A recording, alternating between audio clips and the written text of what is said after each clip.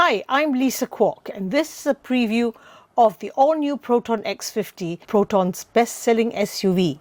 Since its launch in 2020, the X50 has also been the most popular B-segment SUV in Malaysia, with over 130,000 units sold over the last 5 years.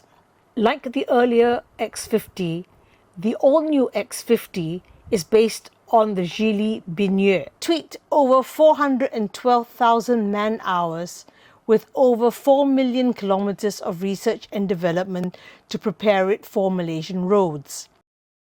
This includes a driver's cockpit, which is exclusive to the all-new Proton X50. There is no gear stick on the center console. Instead, there is a steering column mounted gear shifter, and this center console layout, which is not currently in any other market. What's new in the all-new X50 begins with a sportier new body. New are the front grille with red highlights, full LED headlights, front bumper, full LED rear lights connected by a light bar, rear bumper with 2 pairs of twin exhaust pipes, 18-inch alloy wheels. There will be 3 spec levels: Executive, Premium and Flagship. At the preview were the Premium and Flagship variants.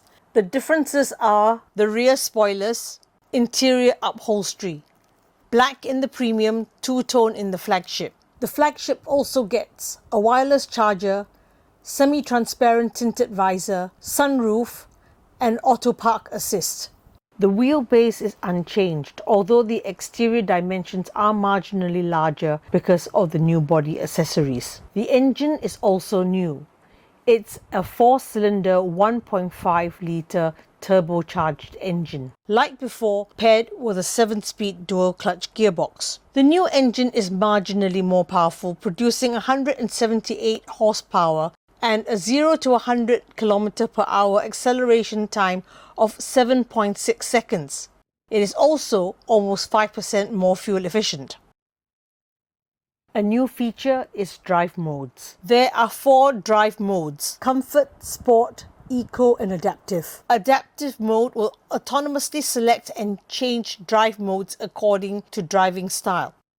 Under the center console is an additional 10 litres of storage, as well as more charging points. Other new features are 72-colour rhythmic ambient lighting and wireless charging.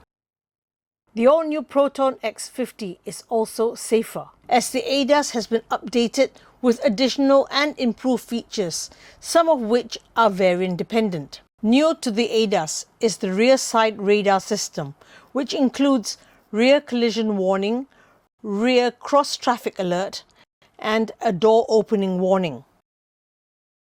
The camera system and parking sensors have also been upgraded, as has the autonomous self-parking feature.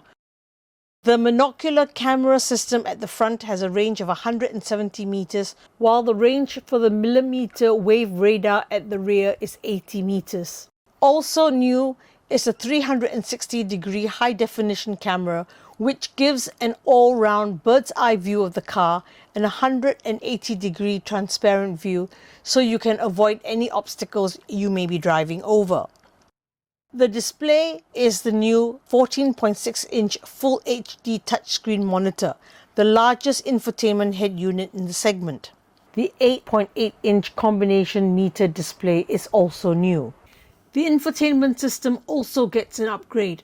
There is now Apple CarPlay and Android Auto, and voice command, "Hi Proton," will have Bahasa Melayu voice recognition and industry first. And there is a new Proton Link 2.0 mobile app. There will be 5 exterior color options. The all-new Proton X50 is expected to cost around 5% more than the price of the current X50. I hope you've enjoyed this preview of the all-new Proton X50. If you're interested in buying one, details in the description box below. Until the next car, thank you. Bye.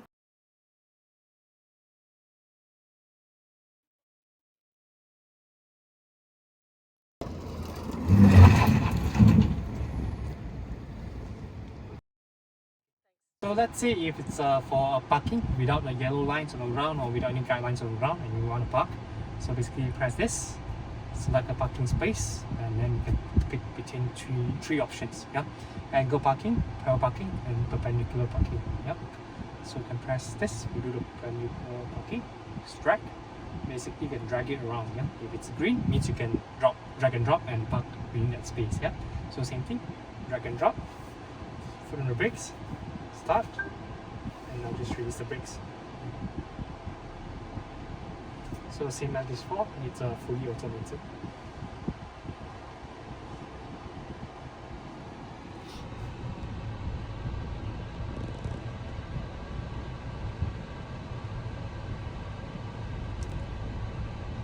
And will it select whether to reverse park or forward park? Normally it will choose to reverse park. Normally choose to go for reverse parking.